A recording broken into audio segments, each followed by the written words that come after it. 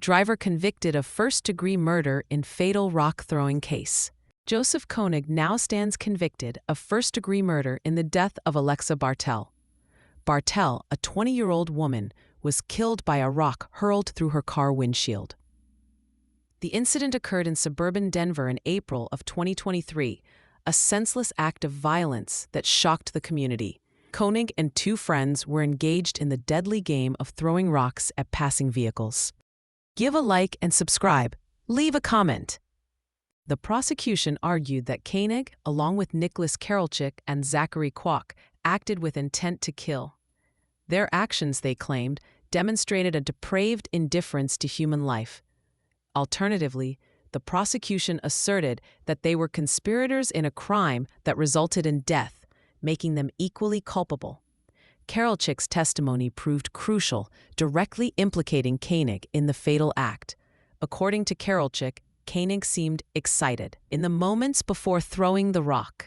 The damage to Bartell's car was consistent with Koenig, who is left-handed and was driving, throwing the rock, shot-put style, out the driver's side window at Bartell's car, as one of the friends, Nicholas Karol-Chik, testified. The case was complicated by shifting narratives among the three friends involved. Each individual seemed to be maneuvering to minimize their own culpability. Karol-Chik ultimately pleaded guilty to second-degree murder and attempted first-degree murder. Kwak pleaded guilty to first-degree assault and other charges related to the series of rock-throwing incidents. These plea deals potentially lead to reduced sentences in exchange for their cooperation with the prosecution.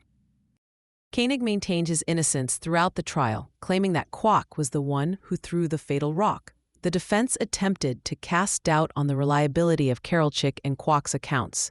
They highlighted inconsistencies in their testimonies and suggested they had a motive for self-preservation.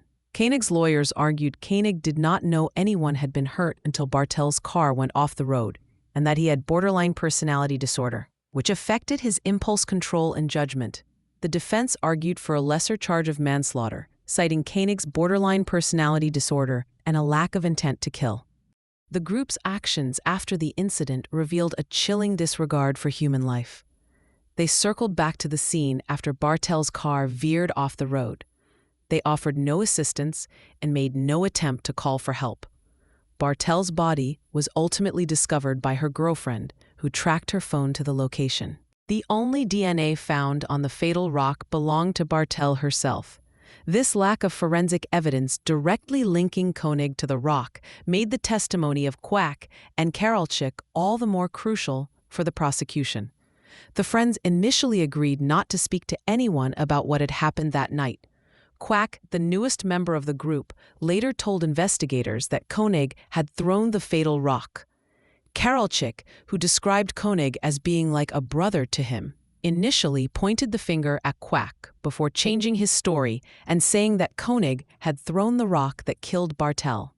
Karol-Chik, who was sitting in the passenger seat of the pickup as Koenig drove, testified that Koenig seemed excited as they drove by Bartell's car and at one point made a whoop sound. It sounded like him celebrating, said Karol-Chik, who admitted he had placed the fatal rock next to Koenig so he could grab it and throw it as he drove. The testimonies of Karol-Chik and Kwak were riddled with inconsistencies, raising questions about their credibility. Karol-Chik claimed that they all threw about 10 rocks each that night. Kwak, on the other hand, stated that he didn't throw any rocks at all. The defense pointed out that Kwak did not implicate Koenig until a detective informed him that someone had accused Kwak himself of being responsible. Koenig's sentencing is scheduled for June 3rd, where he will face the consequences of his actions.